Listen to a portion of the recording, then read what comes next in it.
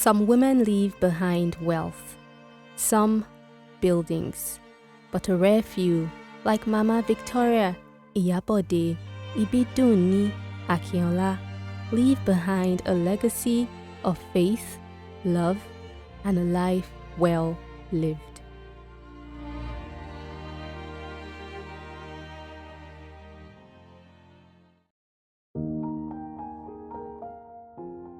Mama Victoria was born on January 15, 1944, in Ode Ekiti, Ekiti State, to Mr. Ojo Akino and Mrs. Grace Titiola Akino. Though natives of Ode Ekiti, her parents made their home in Lagos, where her father served as a railway steward and her mother worked as a seamstress. Mama was raised by her grandmother, Chief Dorcas Ayegbusi, the Iyabode of St. Mary's Anglican Church, Ode Ekiti.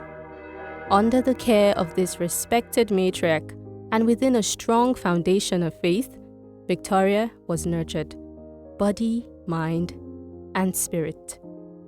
Her journey in learning began humbly at St. Mary's Anglican Primary School in Ode Ekiti, where she laid the foundation from 1950 to 1958. From there, she moved on to St. Jude's Anglican Secondary School and later completed her Modern 3 exam at Local Authority Modern School, Ikole Ekiti, in 1962. After completing her teacher's training at St. Helens Teachers College in Ondo State in 1964, Mama carried her passion straight into the classroom. Her first posting was at St. Peter's Anglican Primary School in Akpomu Ilono, near Akure, the beginning of a teaching journey that will span 4 decades. In 1967, she married her beloved husband, Pa Jonathan Oluwadare Akinola, now of blessed memory. Together, they built a home filled with love, faith, children, and later, grandchildren.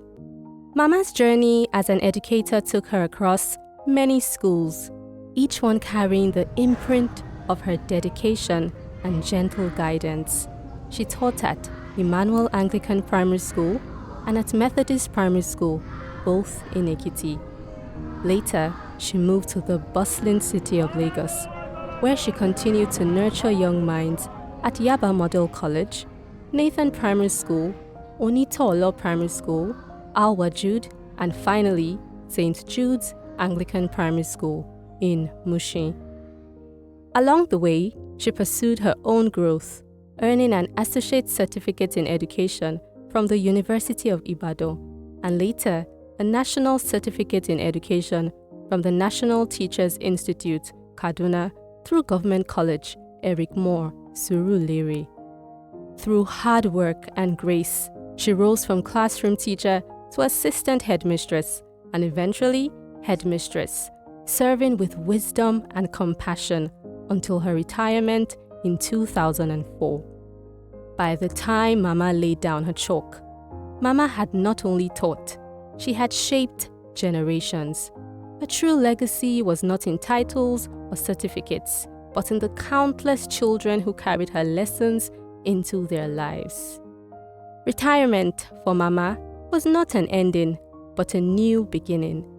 As she was not one to sit idle, she began selling household essentials and soon launched a thrift collection business where her skill in mathematics, her honesty, and her natural warmth drew in a growing customer base.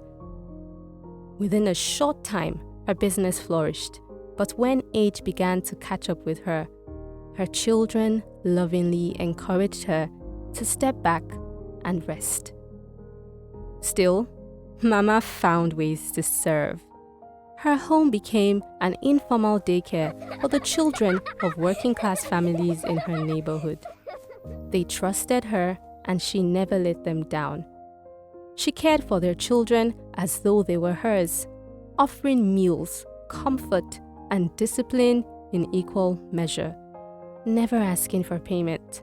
She was simply doing what came naturally, giving.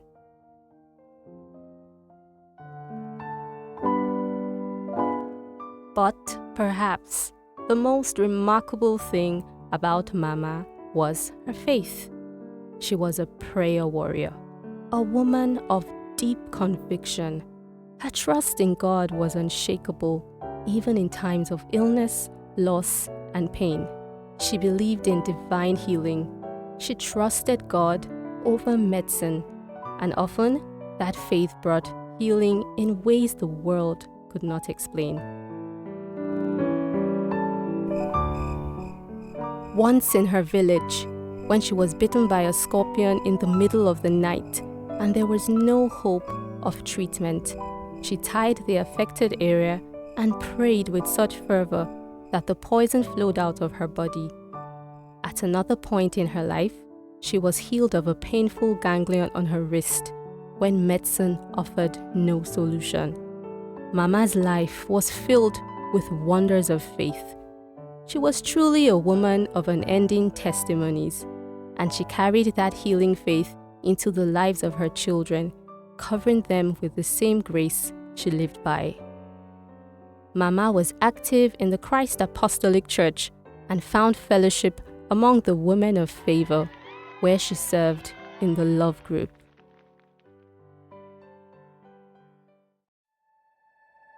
Mama's later years, though filled with love and devotion to her family, were also touched by sorrow. She endured a partial stroke in 2000 after the loss of her beloved daughter, Adenike Olufumilayo Akinola. And in 2024, a fall worsened the condition of a leg she had managed for over 25 years. Despite undergoing surgery, she never fully recovered.